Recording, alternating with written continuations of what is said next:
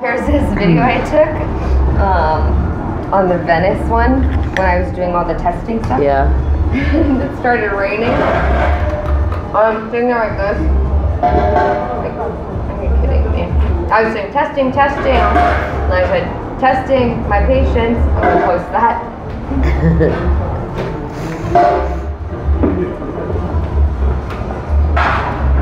Okay. What is feminism? Feminism? That's an American thing. Why?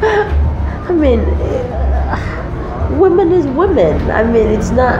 I didn't think it was a thing until I came to America. What do you Feminism. To me, or in the islands, because there's not such word. You know, I didn't grow up with that word. Then when I heard it when I came to the States, I'm like, wait, but, and I still didn't understand it. And I said, why, what's the point? Why bother? You know, you're a woman, he's a man. You do, because I was raised with that not being a big deal. It's, to me, like in the islands, maybe in my family, the roles intermingle. They're not, you know, because I saw my dad cooking. I saw my dad took care of us a lot, you know, and I didn't see it as my mom's job, or, you know, until my sister started taking care of me.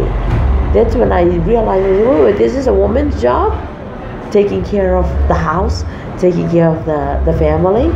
I believe in it. I believe in it that, you know, someone should be taking care of it, but it doesn't necessarily have to be, you know, a woman.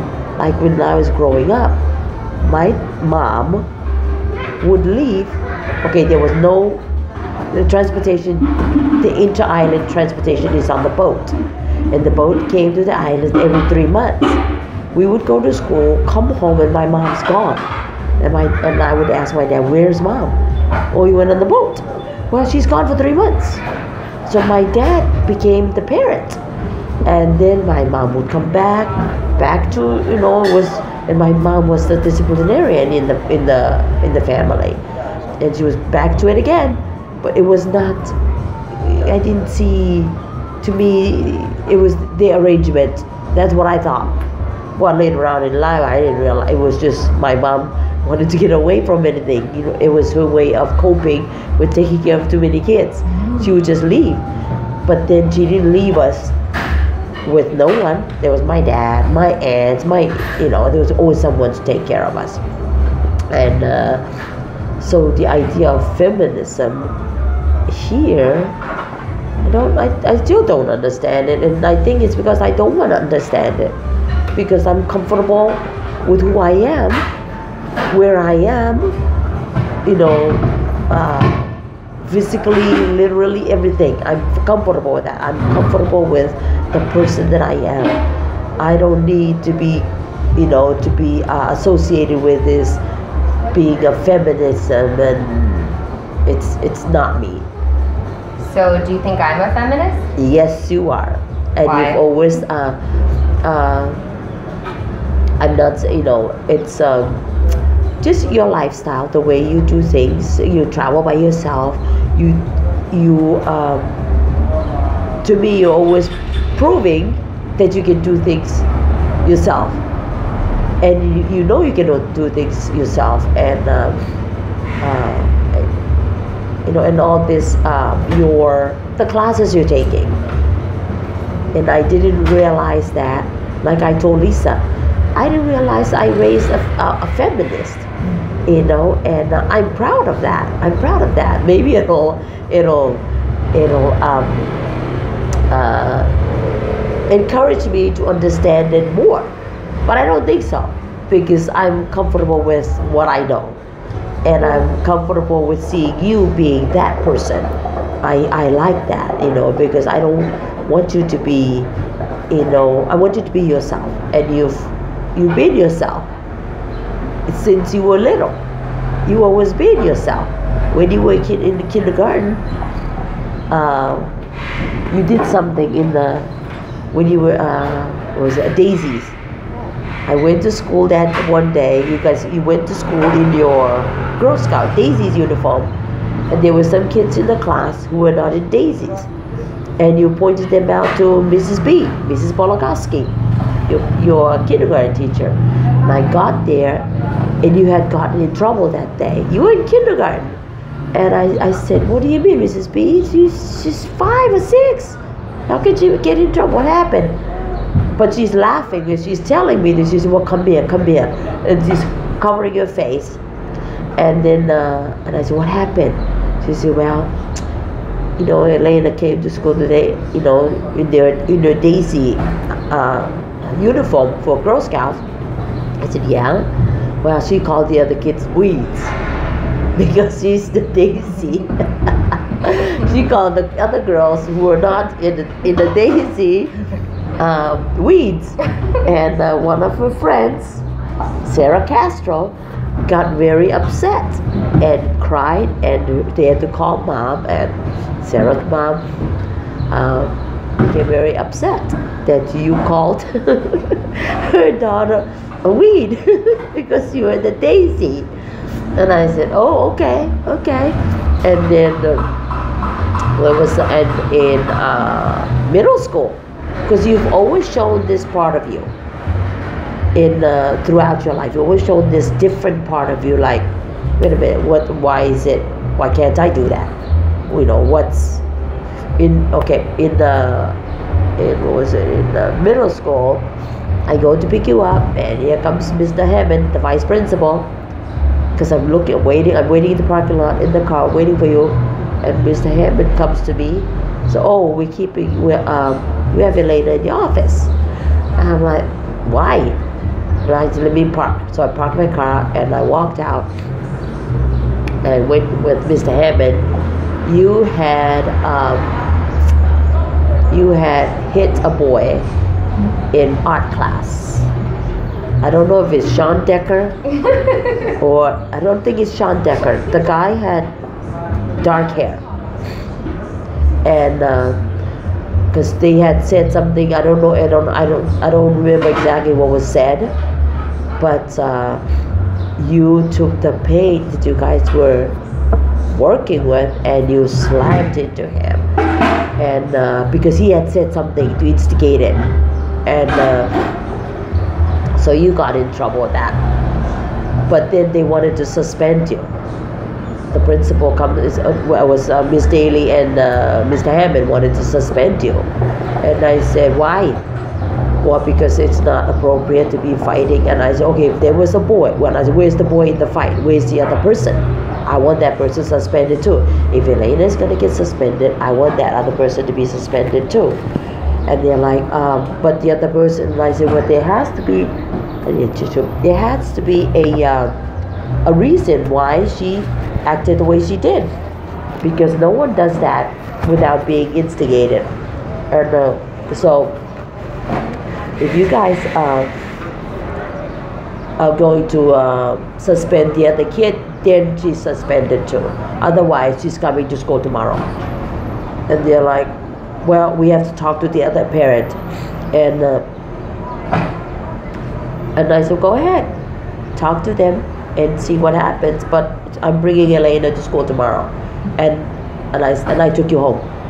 And the following day, I took you back to school. I went straight to the office, took you there, and I said, so what's the story? And the principal said, well, she stayed. There's no suspension. No one got suspended. And I said, okay. But that parent, it's not Decker. It's not Sean Decker's problem. It's not Sean Decker that you hit with the paint.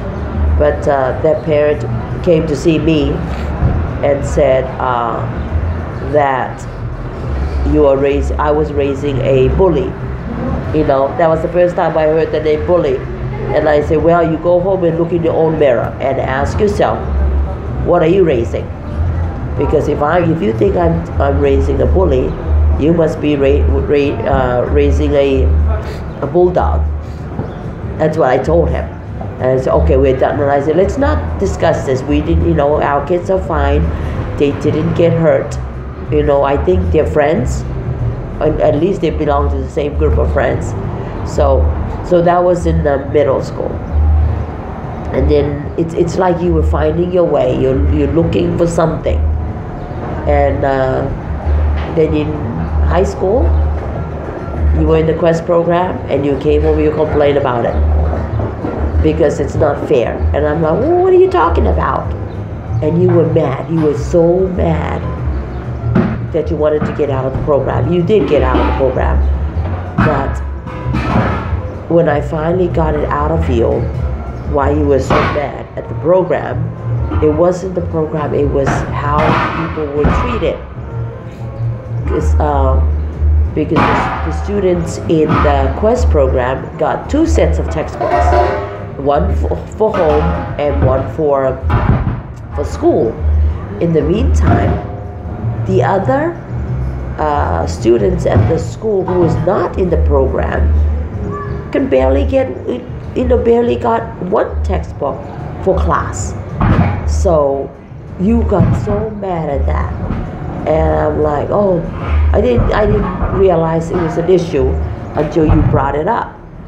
So so I saw that, looking back now at those things that you did throughout your life, your growing up, your education.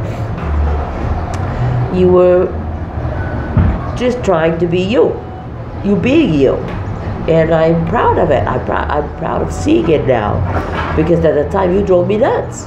I'm like, oh my gosh, again, the office again, you drove me nuts. But I understand it now, and I appreciate it now, and I'm like, okay, because that's what I wanted. I did not want my child to be just like me.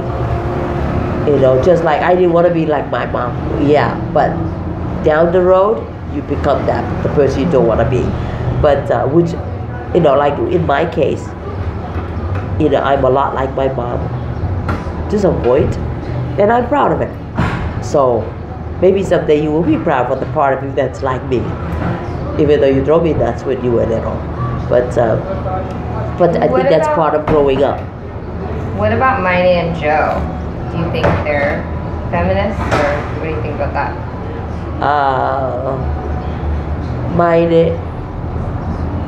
I don't know whether the feminist is the word, but mine is soft to everybody. Yeah. He just has this big heart that sometimes too soft. But that's him. I'm proud of that too. I like seeing that in him, because he reminds me of my dad and my brothers. They're all quiet. They all do their own thing, and it doesn't matter with them. But the thing with mine is his heart. He's just a strong heart, and soft and caring. And with Joe is just a different bird.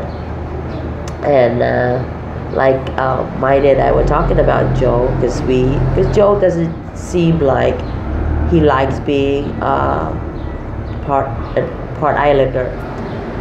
But then recently, when he didn't have a job, mine and I like, oh, there's the Islander, because he was just relaxed. He was laid back about it. He wasn't worried about it. He didn't seem worried about not having a job, because he was just like, okay, I'm just gonna going with the flow, going with whatever.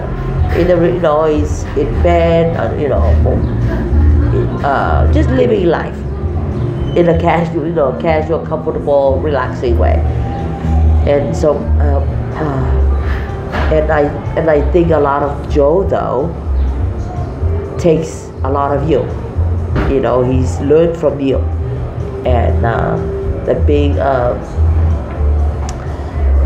being a feminist, because I think he does things with you, so it's pretty much your belief becomes his belief too. But at the same time, he's strong in his own too, to the point I'm like, back off a little bit. He comes out too strong with it, and but I'm proud of that too. It's nice to see all of you in your own different niches, you know. But yours is the one that stands out more because you, I think you're more vocal about it, and you've always been that. So, yep. What did you think of the Women's March when we went last year? That was just amazing. That was amazing, and just to be in that group with hundreds and hundreds of women, with, you know, to feel that power. It felt powerful to me. It felt powerful, and going with you made it more special for me. And going with you and Gina, and it was just amazing, just to be in that powerful movement that it's made of women, you know, and again, you know, not being full-on feminist, it was good for me to see. It was a learning, educational thing for me to see. Yeah, so yeah, it was good.